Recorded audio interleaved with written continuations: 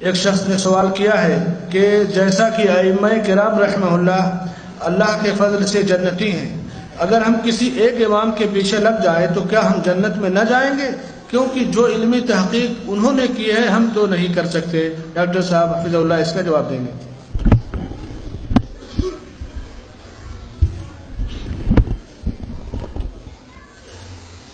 واقعی اگر آپ ایک امام کے پیچھے لگ جائیں آپ جنتی ہیں، کوئی شک نہیں۔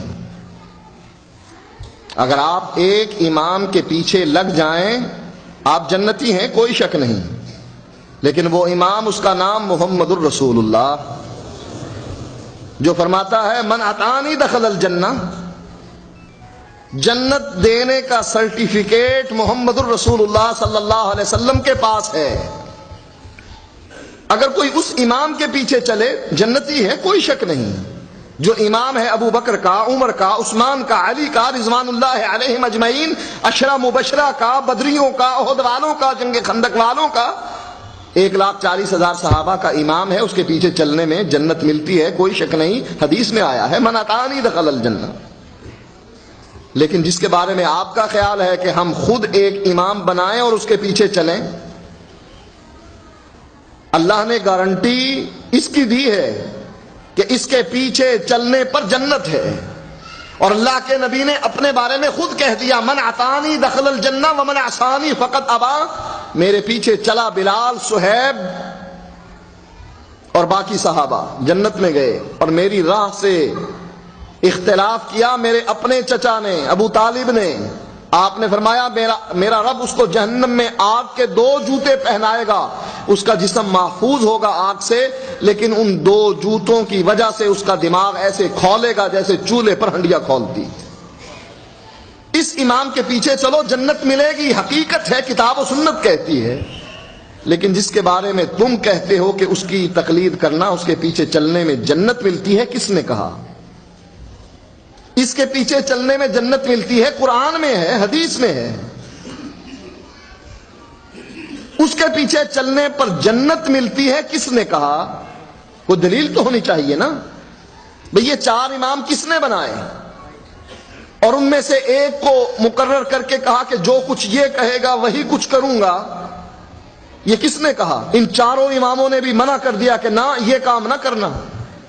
امام ابو حنیفہ رحمۃ اللہ علیہ نے منع کر دیا کہ جب میری بات نبی کی بات کے مقابلے میں آ جائے فَاتْرُكُوا قَوْلِي بِخَبْرِ رسول اللہ صلی اللہ علیہ وسلم، میری بات کو اٹھاؤ اور فَاضْرِبُوا عَلَى الْحَائِطِ، دیوار پر دے مارنا، اس لیے کہ یہ نبی کی حدیث کے مقابلے میں آ گئی۔ یہی بات امام شافعی سے، یہی بات امام مالک سے۔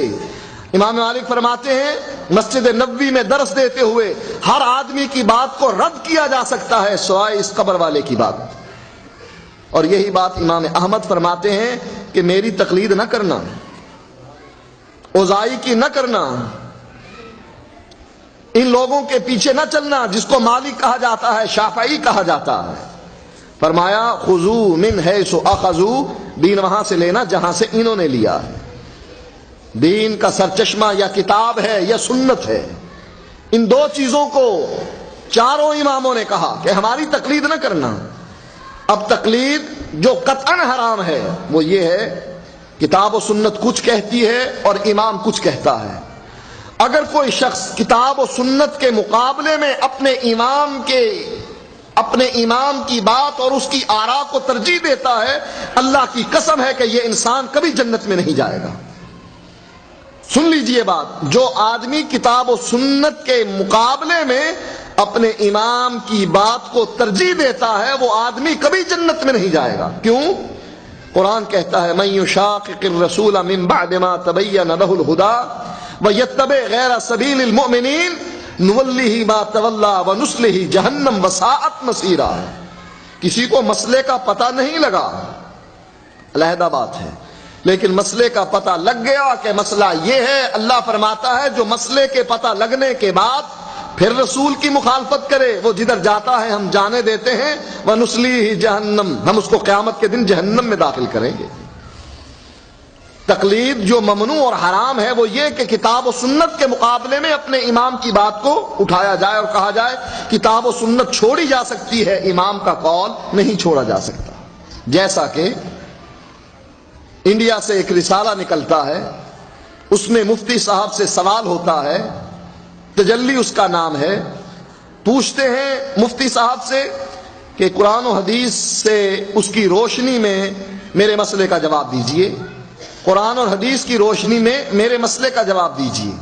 تو مفتی صاحب جواب دیتے ہیں کہ سب سے پہلے تو میں یہ وضاحت کر دینا ضروری سمجھتا ہوں، جو ہر سائل اپنے سوال میں لکھ کر بھیج دیتا ہے کہ قرآن و سنت کی روشنی میں جواب دیجئے، مفتی صاحب جواب دیتے ہیں مقلد کے لیے قرآن و سنت کی روشنی نہیں، اس کے امام کا قول حجت ہوا کرتا ہے۔ یہ قرآن جو منور کرتا ہے سینوں کو، ما کنت تدری مل کتاب ولل ایمان، اے نبی تو بھی نہیں جانتا تھا کہ ایمان کس کو کہتے ہیں، قرآن کس کو کہتے ہیں، ولیکن جعلناہ نورا نہدی بہ من نشاء، ہم نے اس کو نور بنایا قرآن کو، اور اس کے ذریعے سے ہم لوگوں کے دلوں کو منور کرتے ہیں، ہدایت دیتے ہیں۔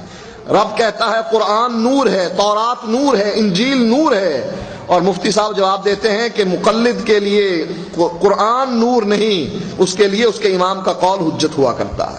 یہ ہے تقلید حرام اور ناجائز۔ ایک یہ ہے کہ اپنے کسی عالم سے فتویٰ پوچھ لینا کہ کیا کتاب و سنت کی روشنی میں بتلائیے کیا جواب ہے اس کا، مسئلہ پوچھنا تقلید نہیں۔ لوگوں کے ذہنوں میں شاید یہ بات ہے کہ مسئلہ پوچھنا بھی تقلید ہے۔ اصول فقہ کی کتابوں میں، احناف کی کتابوں میں بھی یہ بات موجود ہے، الرجوع الى الكتاب ليس من التقلید والرجوع الى الحدیث الى السنہ ليس من التقلید والاجماع ليس منه وكذا العامی الى المفتی والقاضی الى الحدود ليس منه۔ عامی کا مفتی سے مسئلہ پوچھنا تقلید ہے ہی نہیں۔ کیوں؟ قرآن کہتا ہے فاسألوا اہل الذکر ان کنتم لا تعلمون، اگر تمہیں علم نہیں تو اہل ذکر سے پوچھو۔ تو پوچھنا تقلید نہیں ہے۔ تقلید کیا ہے؟ کتاب و سنت کہہ رہا ہے ایسے، کہتے نا ایسے نہیں، میرے امام نے کہا تھا ایسے۔ قرآن و حدیث کو چھوڑ کر اپنے امام کی بات کو بڑھانا، یہ ہے تقلید، اور جو ممنوع ہے اور حرام۔